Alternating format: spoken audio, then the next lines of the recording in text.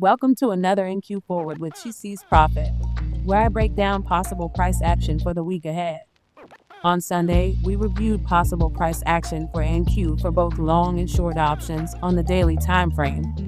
Daily time frame is an eagle eye view, so it is necessary to drill down for entries.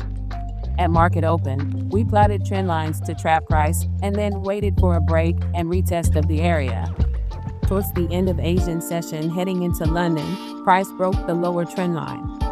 We patiently waited for price to retest the level and shorted the market following a bearish engulfing candle pattern signaling optimal entry.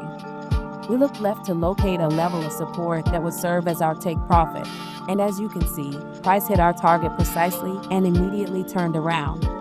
Trading doesn't have to be complicated. You just have to prep for the move before the move. If you enjoy this content and would like to know more, please don't forget to like and subscribe.